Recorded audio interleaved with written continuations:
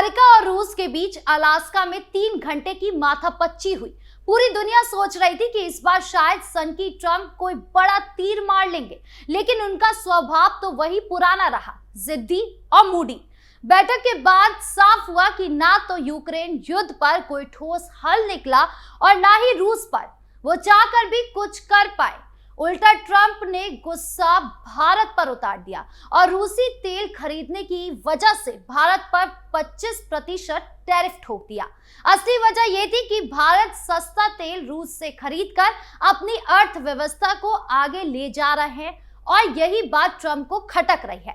लेकिन कहानी सिर्फ टैरिफ की नहीं है, असल में ये उस राजनीति की है जिसमें ट्रंप अपनी दबंगई दिखाना चाहते हैं और भारत बिना झुके अपने हितों की रक्षा कर रहे हैं।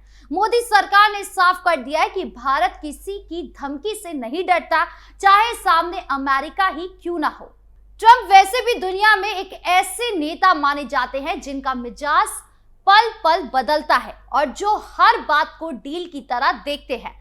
2017 में जब वो पहली बार राष्ट्रपति बने, तब उन्होंने अमेरिका फर्स्ट का नारा दिया और कई देशों से झगड़ा मोल ले लिया। चीन पर उन्होंने भारी भरकम टैरिफ लगा दिए। यूरोप और नाटो देशों को धमकाया कि अगर उनकी बात नहीं मानी तो सुरक्षा हटा लेंगे। कनाडा और मेक्सिको जैसे नजदीकी देशों तक को नहीं बख्शा। भारत भी उसकी इस नीति से बच नहीं पाया। उनके पिछले कार्यकाल में भारत के स्टील एंड एल्यूमिनियम पर टैरिफ लगाए गए। अब जब ट्रंप दोबारा लौटे हैं तो उन्होंने फिर से वही खेल शुरू कर दिया है। चुनावों से पहले ट्रंप की ड्रामेबाजी मोदी की दोस्ती के लिए हो रही थी। भारतीयों का वोट लेना था, रिजल्ट बाद भी मोदी मोदी करते नजर आए, लेकिन फिर भी दौरा पड़ा और भारत को निशाने पर ले लिया, क्योंकि मोदी की देखरेख में भारत को वो बढ़ते हुए नहीं देख पा रहे थे। भारत रूस से तेल खरीद रहा है, उनको बहाना चाहिए भारत पर टैरिफ लगाने को लेकर, लेकिन वो चीन की तरफ नहीं देखे कि वो भी रूस से तेल खरीद रहा है और भारत के साथ सनक गए। अलास्का की बैठक से पहले ही ट्रंप ने साफ साफ धमकी भरे इशारे कर दिए थे कि जो भी देश रूस के साथ व्यापार करेगा उसे अमेरिका की नाराजगी झेलनी पड़ेगी। अब भारत पिछले 2 साल से रूस से धड़ाधड़ सस्ता तेल खरीद रहा था। जरा आंकड़े देखिए, 2021 तक भारत का रूस से तेल आयात सिर्फ 1 से 2% था, लेकिन जैसे यूक्रेन युद्ध छिड़ा, यह आंकड़ा सीधा छलांग मारकर 35% से ऊपर चला गया। आज हालत यह है कि भारत रोजाना करीब 1.6 मिलियन बैरल तेल रूस से खरीद रहा है। यह सिर्फ आंकड़ा नहीं, बल्कि भारत की अर्थव्यवस्था के लिए ऑक्सीजन है, क्योंकि भारत दुनिया का तीसरा सबसे बड़ा तेल आयातक है और तेल के दाम बढ़े तो सीधा असर महंगाई और लोगों की जेब पर पड़ता है। ऐसे में मोदी सरकार ने साफ सोचा कि अगर अमेरिका को बुरा भी लगे तो लगे, लेकिन अपने लोगों की ऊर्जा सुरक्षा सबसे पहले। ट्रंप को यही बात चुभती है। उन्हें लगता है कि भारत जो अमेरिका का करीबी दोस्त कहलाता रहा, वही रूस को पैसे भर भर के दे रहा है। बस इसी खींच में उन्होंने भारत पर 25% टैरिफ का हथौड़ा चला दिया। भारत का जवाब भी उतना ही सीधा रहा कि भाई राष्ट्रीय हित पहले, बाकी सब बाद में। मोदी ने बार बार मंच से बोला कि भारत युद्ध के खिलाफ है, शांति चाहता है, लेकिन इसका ये मतलब बिल्कुल नहीं है कि कोई और आकर दिल्ली को बताएगा कि तेल कहां से खरीदा जाए। विदेश मंत्री एस जयशंकर ने तो 2022 में यूरोप को आड़े हाथों लेते हुए ये कह दिया कि अगर यूरोप अपनी जरूरतों के लिए रूस में गैस और तेल खरीद सकता है तो भारत क्यों नहीं। भारत भी अपने नागरिकों के लिए वही करेगा और हुआ भी वही। अमेरिका की कितनी भी धमकियों और अब ट्रंप के टैरिफ के बावजूद भारत पीछे नहीं हटा। रूस से तेल खरीदना कम करने के बजाय भारत ने इसे अपनी राजनीतिक आजादी का हिस्सा बताया और दुनिया को साफ संदेश दिया कि भारत किसी की कठपुतली नहीं है। देखा जाए तो भारत और अमेरिका का व्यापारिक रिश्ता छोटा मोटा नहीं बल्कि बहुत बड़ा है। 2023 से 2024 में दोनों के बीच कारोबार का आंकड़ा करीब 190 अरब डॉलर तक पहुंच गया। अमेरिका भारत का सबसे बड़ा ट्रेडिंग पार्टनर है। अब सोचिए ऐसे रिश्ते में अगर ट्रंप टैरिफ का डंडा चला दे तो खटपट होना लाजमी है। स्टील एल्यूमिनियम पर असर पड़ेगा ही, साथ में आईटी, दवा और कपड़े जैसे सेक्टरों पर भी परोक्ष दबाव आ सकता है। लेकिन भारत भी कोई घबराने वाला नहीं है। उसे पता है कि अमेरिका चाहे जितनी अकड़ दिखाए, भारत को इग्नोर करना उसके बस की बात नहीं।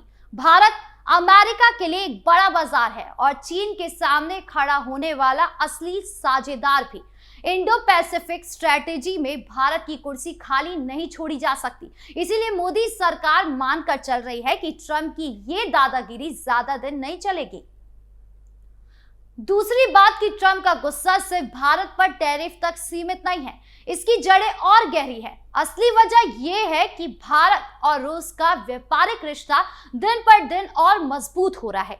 2021 में दोनों देशों का कुल व्यापार बस 10 अरब डॉलर के आसपास था, लेकिन 2024 तक ये आंकड़ा 65 अरब डॉलर पार कर गया। इसमें सबसे बड़ा हिस्सा तेल का है। इसके अलावा भारत रूस से कोयला, खाद और हथियार की खरीदारी भी करता है। यानी रूस जिसे पश्चिमी देश अलग थलग करने की कोशिश कर रहे हैं, उसके लिए भारत सीधा जीवनदान बन गया है। अलास्का बैठक के बाद साफ हो गया कि ट्रंप की चिढ़ सिर्फ पुतिन से नहीं बल्कि उन मुल्कों से भी है जो रूस से कारोबार जारी रखे हुए हैं, और इसमें सबसे बड़ा नाम है भारत। लेकिन अब हालात 1991 वाले नहीं रहे, जब भारत को हर कदम सोच समझकर उठाना पड़ता था। आर्थिक सुधारों के बाद भारत की ताकत इतनी बढ़ गई है कि अब वो दुनिया के दबावों से बेफिक्र होकर अपने फैसले खुद ले सकता है।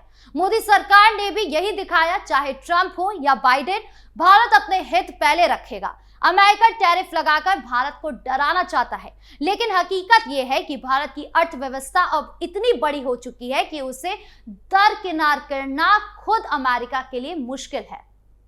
तो कुल मिलाकर देखें तो अलास्का की वार्ता से कोई बड़ा नतीजा तो नहीं निकला, लेकिन हवा साफ हो गई। रूस को थोड़ा वक्त मिल गया। अब दबाव यूक्रेन पर डाला जाएगा कि किसी डील पर राजी हो जाए। यूरोप और अमेरिका के रिश्ते में भी दरारें उभर सकती हैं और भारत पर टैरिफ और दबाव बढ़ने के आसार हैं। लेकिन भारत की रणनीति बिल्कुल साफ है। दोनों तरफ संतुलन। एक तरफ रूस से सस्ता तेल लेकर अपनी ऊर्जा सुरक्षा पक्की करनी है, तो दूसरी तरफ अमेरिका से साझेदारी भी निभानी है। यही संतुलन भारत की सबसे बड़ी ताकत है और यही उसे बाकी दुनिया से अलग खड़ा करता है। असल में अलास्का की बैठक ने ट्रंप की असली रणनीति फिर से सामने ला दी है, जहां सब कुछ उनकी दादागिरी और डील मेकिंग के इर्द गिर्द घूमता है। लेकिन मोदी सरकार ने दिखा दिया कि भारत अब किसी की कठपुतली नहीं है।